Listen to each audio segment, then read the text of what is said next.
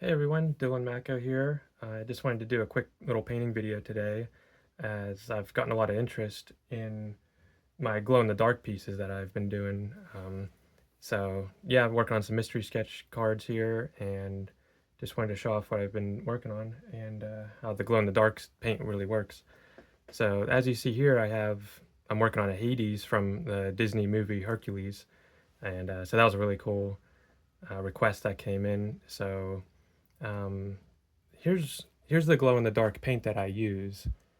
It's called Glow Away by Plaid, and it's called a glow in the dark gel, which is interesting. But yeah, what I wanted to mention real quick is a little bit of my process. So it looks a little interesting right now, the sketch, but so what I do is I come up with the idea and then I lay it down in pencil, and then I really lighten the pencil lines just with an eraser. And then next, what I actually do is I go right into some color where I know that I want to do some color, if any. And a lot of the times I use either uh, Copic marker, brush marker, or in this instance, and in a lot of instances, I actually use Winsor and Newton designer's gouache paint.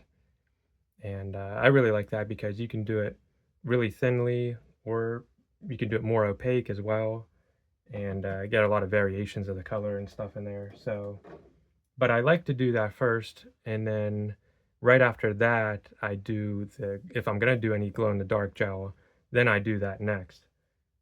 Because the reason that I like to do that next is because I don't want to ink and then do the glow in the dark, because I've noted it's a pretty fluid kind of gel paint that I'll show you, and so it tends to like cover up a lot of like the ink lines a little bit and kind of lighten the intense blacks on that. So and I've noticed that you can ink on top of the glow in the dark gel pretty easily, and it bleeds a little bit more and adds a little bit more like grit and tooth to the texture, so you can't get like razor sharp lines, but it's not too bad actually. So I definitely prefer to lay in the glow in the dark and then ink on top, as well as the color as well. So um, because I do the gouache pretty thinly if I'm gonna do glow in the dark, because both the gouache and the glow in the dark gel are both like water soluble. So a lot of heavy water work on either one would kind of mess it up. So I don't know. I've just through practice, I've noticed that pencil, then color, specifically gouache. If I'm going to do Copic markers, I do that at the very end.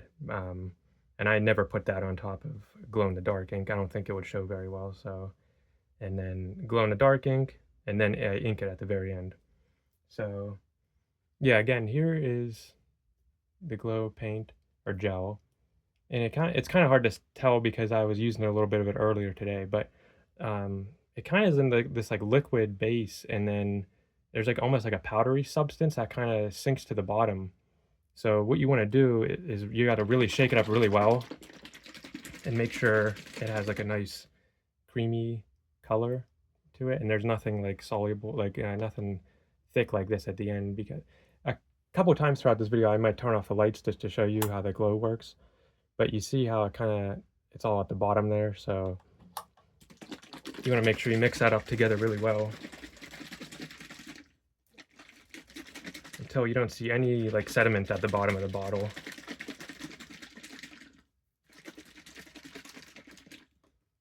See, and then it should look kind of like a milky, like that. So, and then I use these little painter trays and just pour out. You just need a little bit like that on it, well, maybe a little more, but I probably won't even use half of that. And as you can see, it's pretty fluid in there, so.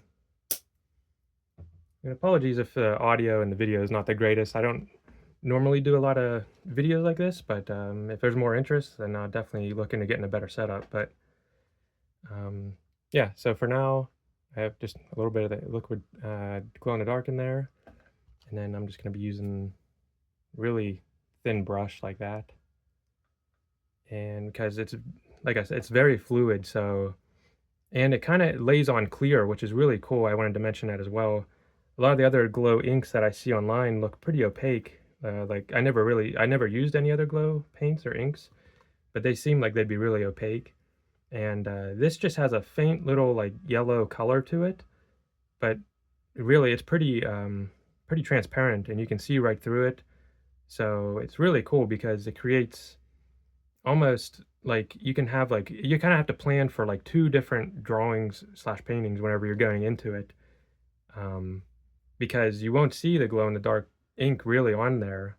And then whenever you turn the lights out, you'll really see is the glow in the dark ink. So it's interesting. It's a lot of fun. I've been having a lot of fun working with it.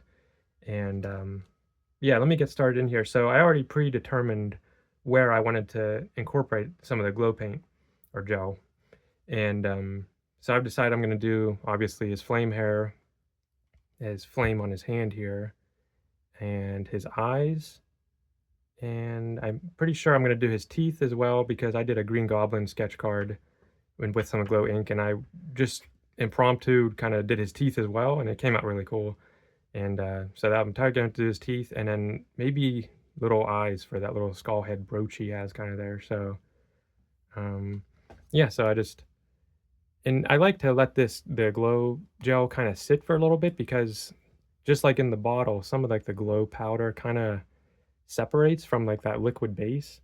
And then so I like to really like to stir that to make sure I get some of like that. It's like a little powder, it seems like. I have no idea, but um, just to make sure I get a nice mix and I got enough of it in there. And then I have a little paper that I test colors and the glow ink to make sure it's not super uh, wet or liquidy or like getting squirrely on me. So I'm just gonna go in here and I'll probably start with the hair and just covering up. I kind of already, that's the other nice thing about doing the color first as well, is I usually know where I'm going to be doing the color and the glow. So I'm kind of just covering everything up that I'm going to be doing with the glow paint here that I already did with the color. And as you can see, it goes on like pretty much clear. So it can be kind of hard to see where I've already done, but just like watercolor as well, I want to move a little fast and not, I don't want to be dilly-dallying because I don't want that other previous part to dry and make like a hard edge or whatever within the glow ink. And then I'll be shutting the lights off here after I do all this so you can see what it looks like.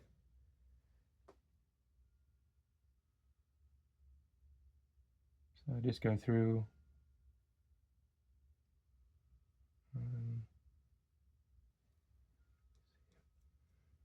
And like I said, it's probably not coming up on the camera, but it has a slight yellow hue to it. And it makes it's even better whenever there's a color underneath it because you can barely see it. But yeah, I've been having a lot of fun working with this. And like I said, you kind of have to plan how it looks as both just a glow piece and as a, just a normal piece as well. Because once this is on, you really won't know that there's glow in the dark ink on there. So I want to make sure it works well for just both a normal drawing without the glow and a glow drawing as well. So, and then sometimes, once I turn out the lights and check how everything looks, it's weird. Sometimes I need to do 2 or even 3 layers of this because, as I mentioned before, there's kind of like a powdery base in this gel that has the glow like properties in it, not so much like the liquid. It just kind of mixes together so you can paint with it and stuff like that and apply it to things. So sometimes the powder kind of clumps up and it doesn't create such a smooth look that I want. So a second and third layer kind of helps with that.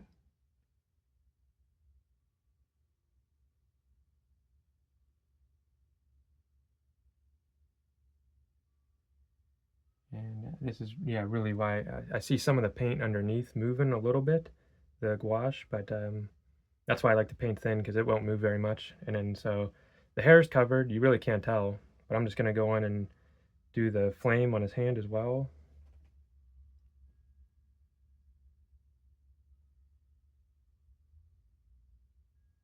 Yeah, I mentioned before I got this this was gifted to me a couple like probably like 8 years ago in like with a used airbrush and a bunch of used airbrush paints, and this was sitting in there too.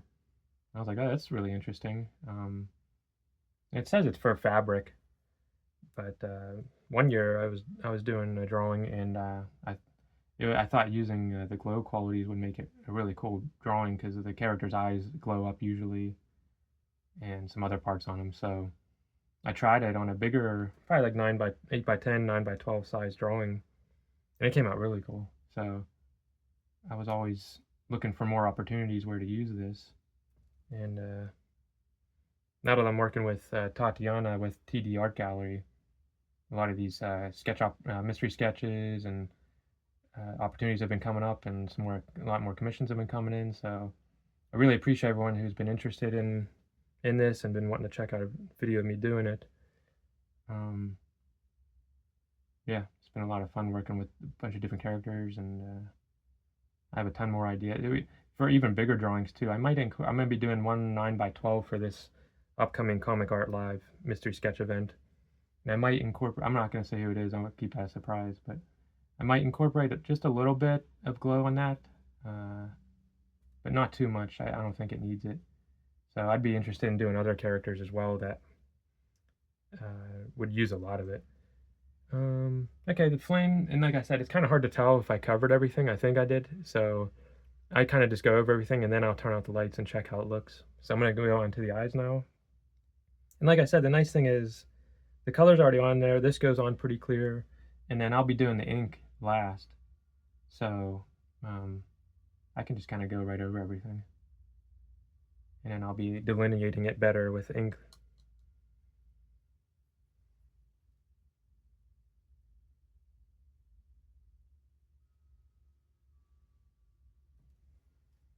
All right, and like I said, I think I'm gonna do his teeth.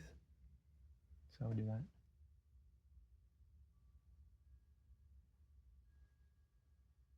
It's crazy working this small doing this stuff because it's so fluid, the paint. You want to make sure, but most of his mouth is going to be black anyway, so the ink, like I said, goes on really well on top of it, and it'll cover if I go out of the lines a little bit there. But in other areas where it's not going to be black around where I'm putting it, I got to be real careful because it really spreads.